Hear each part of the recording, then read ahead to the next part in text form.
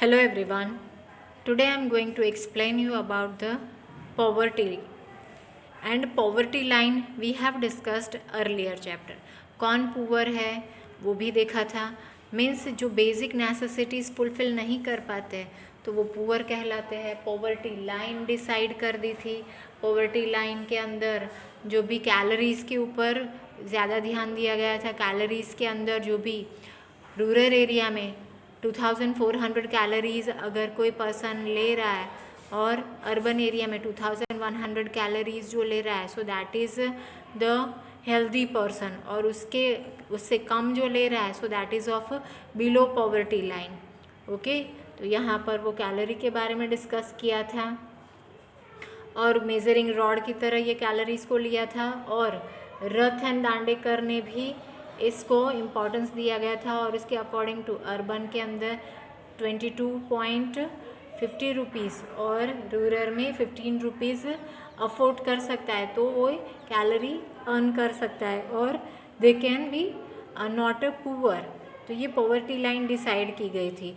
और नेक्स्ट में लाकड़ा वाला टीडी लाकड़ा वाला ने भी एक मेजरमेंट दिया था कि जो पर पर्सन पर मंथ 449 रुपीज़ जो अगर कमाता है रूरल एरिया में और अर्बन में 57 पर पर्सन पर मंथ अगर कमाता है, then they are not the poor. उससे ज़्यादा अगर कमाता है तो वो पुअर नहीं है और उससे कम कमाता है पर मंथ तो वो पुअर है. तो इस तरीके से पॉवर्टी लाइन बताई गई है. उसको स्टेरिलाइजेशन लाइन भी कहा गया है. जो मेजरिंग रॉड की तरह लिया गया है उसमें बेसिक नीड्स आ जाती है.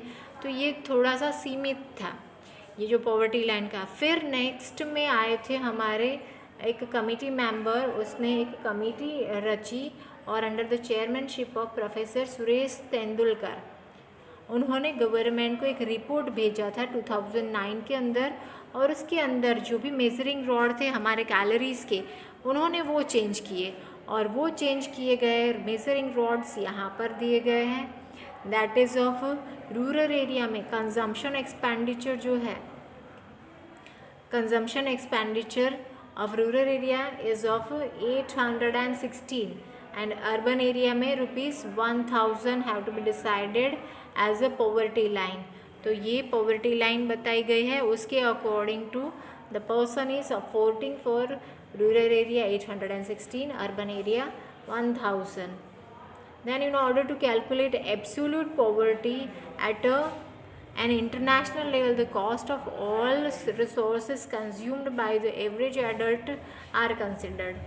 ओके, तो यहाँ पर क्या बोला गया है कि इंटरनेशनल लेवल में सिर्फ रोटी कपड़ा मकान नहीं, पर that have to be all the resources consumed by an average adult are considered.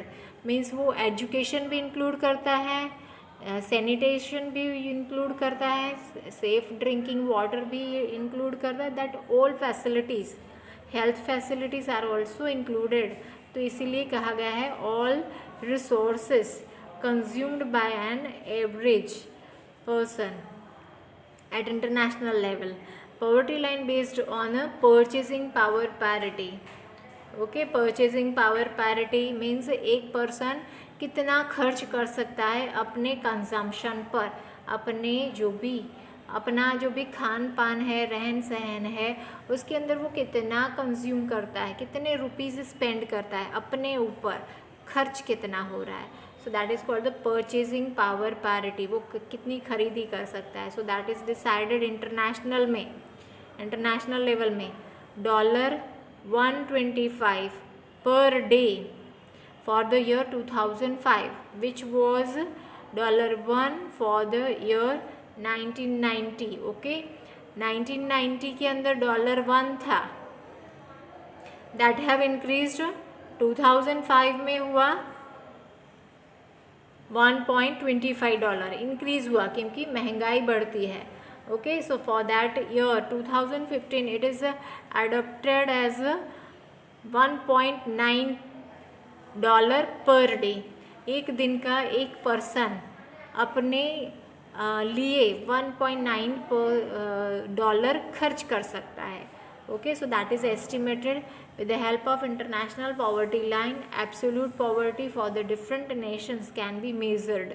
तो हमारे अलग अलग नेशंस है उसमें हमने पॉवर्टी लाइन डिसाइड की गई है. तो वो पॉवर्टी लाइन अलग अलग मेजरमेंट के थ्रू, इंटरनेशनल लेवल के थ्रू हमने बताई गई है. उसके थ्रू एक पर्सन कितना ₹816 एंड 1000, ये याद रखना है आपको rupees. Measurement of absolute poverty in India. 68th round of NSSO, that is national sample survey organisation. उन्होंने जो चेयरमैन थे तेंदुलकर, उनकी चेयरमैनशिप के अंदर डेटा एनालिसिस किया और उन्होंने रिपोर्ट सबमिट किया था और उनमें मेजरमेंट भी दिया था. Absolute poverty was 37.2%, which is reduced to 29.9% in the year 2011-12.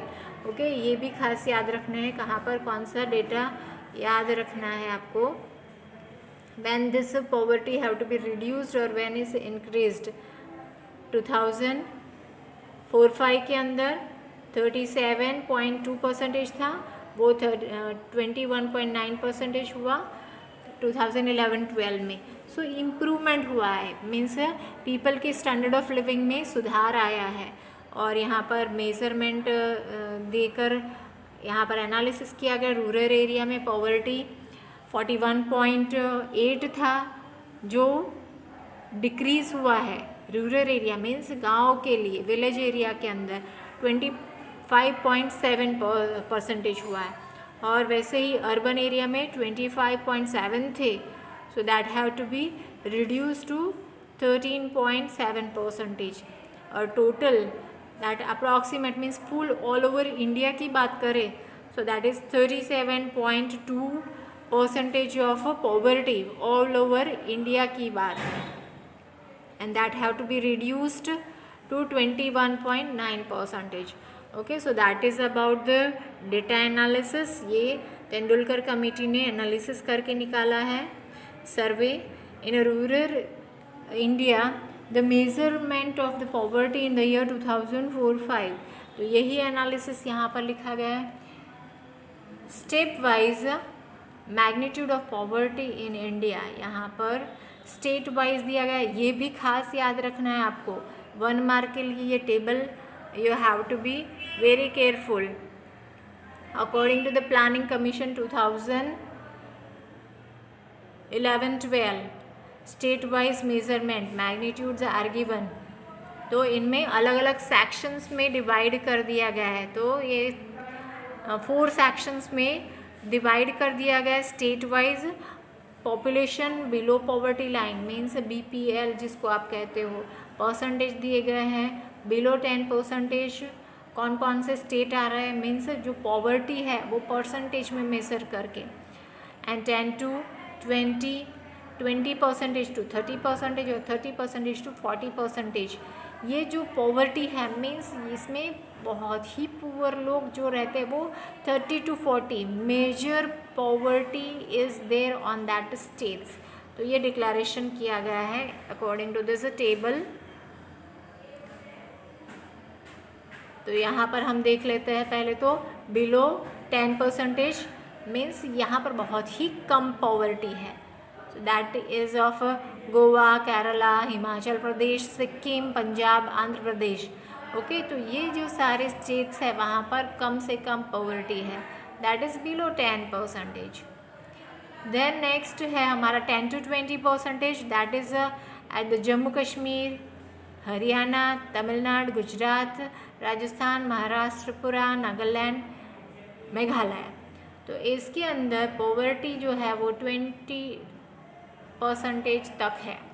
10 to 20% of poverty means यहाँ पर थोड़े से ज़्यादा पुअर रहते हैं as compare to the other states, that is Goa, Kerala, Himachal Pradesh, Sikkim, उससे थोड़े से पुअर ज़्यादा है.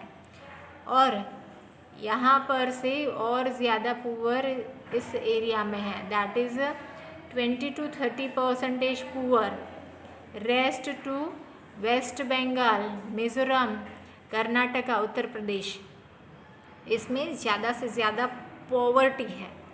और सबसे ज़्यादा poverty 30 to 40%, that major part are poor in Madhya Pradesh, Assam, Orissa, Bihar, Arunachal Pradesh, Manipur, Jharkhand, Chhattisgarh. So this all are very poor, और पॉवर्टी वहाँ पर मैक्सिमम है। Okay, so that datas are analysed by the Tendulkar committee and submitted the report in 2011-12। Next हमारा है according to the above information, जो हमने अभी discuss किया वही है यहाँ पर एक्सप्लेनेशन के तौर पर दिया गया है। पॉवर्टी, तो सबसे कम पॉवर्टी गोवा के अंदर है। ओके, यहाँ पर लास्ट में एनालिसिस किया गया है। According to the annual report 2013 among various state of India, Goa has a lowest poverty 5.09% and highest measurement, सबसे ज़्यादा पॉवर्टी छत्तीसगढ़ में, that is of 39.93%। Okay, so that poverty 1 line के अंदर पूछ सकते हैं, 1 मार्क्स के अंदर। It is beneficial for you for the board exam. Then types of poverty, relative poverty and absolute poverty, ये 2 टाइप्स है। उसमें से पहले हम देख लेते हैं relative poverty. This concept of absolute poverty, the minimum consumption expenditure required for satisfying minimum need is to be taken into consideration. But in this concept, relative poverty, income inequality, existence in a different group of people living in the society is considered. Okay, तो suppose एक person 10,000 कमाता है और दूसरा person है वो 50,000 कमाता है। So that is the difference between that both, तो that is income inequality। Poor नहीं है पर इनकम इनइक्वालिटी होती है। So that are considered as a relative poverty. Means 10,000 कमाने वाला है वो 50,000 कमाने वाले से तो पुअर हुआ, वो उसकी बेसिक नेसेसिटीज़ तो फुलफिल कर पाएगा। वैसे ही जो 50,000 कमाने वाला है और दूसरा पर्सन जो है वो 1 लाख कमा रहा है तो पुअर नहीं है, पर 1 लाख कमाने वाले से तो 50,000 कमाने वाला पुअर हुआ। So that is a comparison of income inequality. So that is called the relative poverty. To study relative poverty, so society is divided into different income group and unequal distribution of income is studied. Okay, तो पूरे जो society है उसको income group में divide कर दिया है। Okay, so that society have to be divided into the different income group, और उसके हिसाब से उन्होंने स्टडी किया है। In this regard, the context of India that has a rapid developing economy, यहाँ पर rapid means fast develop हो रहा है हमारा, तो instead of studying the concept of poverty and poverty line, relative poverty of unequal distribution of income should be considered. Okay, तो poverty line और poverty की जगह पे यहाँ पर relative poverty को ज़्यादा importance दिया गया है। ओके, कंपैरिजन करके एक दूसरे की कंपैरिजन, और ये कहाँ पर पॉसिबल है, जहाँ पर इनकम इनइक्वालिटी होती है, इनइक्वालिटी डिस्ट्रीब्यूशन ऑफ इनकम, तो यहाँ पर रिलेटिव पॉवर्टी को मेज़र कर सकते हैं हम। इस कंसेप्ट के अंदर टेबुलर फॉर्म में दिया गया है। मैंने बताया था कि सोसाइटी को अलग अलग इनकम ग्रुप में डिवाइड कर दिया गया है। उस according to that group A, group second, third, fourth and fifth, ये सब दिए गए हैं। ग्रुप 1 के अंदर आते इनकम ग्रुप ऑफ ₹0 से 30,000। Okay, so that have to be given.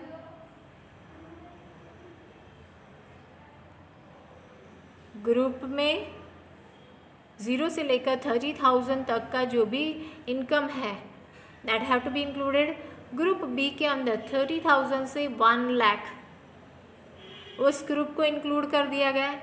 अब ग्रुप 3 के अंदर 1 लाख से 3 लाख तक की इनकम वालों को कवर किया गया है। ग्रुप 4 के अंदर 3 लाख से 10 लाख रुपए तक के इनकम ग्रुप को इंक्लूड कर दिया गया है, और जो इनकम कमाने वाले 10 लाख और ज़्यादा है वो 5 नंबर ग्रुप के अंदर इंक्लूड कर दिए गए। ये टेबल स्टडी कर लिया। अब ये कंपैरिजन करते हैं कि ग्रुप 5 जो है वो रिच है,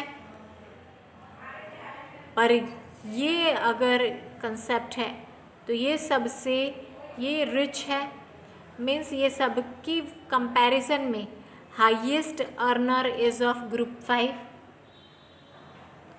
तो ये कौन हुए? ये 1 to 4 जो ग्रुप है that are of poor. Okay, तो ये जो ग्रुप है वो पुअर हुए as compare to the 5th group. वैसे ही 4th ग्रुप की बात करें तो इसकी जो अर्निंग है उसके कंपैरिजन में ये जो ग्रुप है 3 group, that is group 1, group 2 and group 3, ये जो 3 ग्रुप है वो पुअर हुए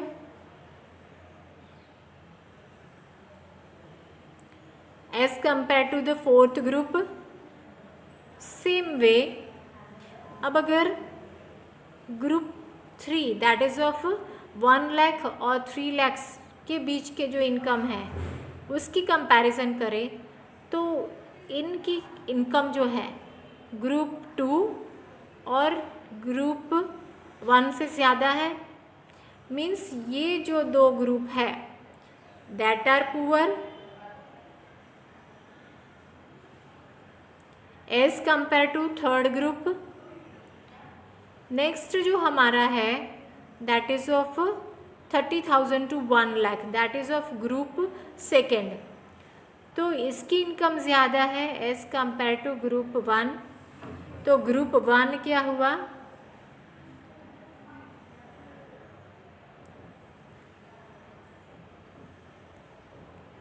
ग्रुप 1 जो है वो पुअर हुआ।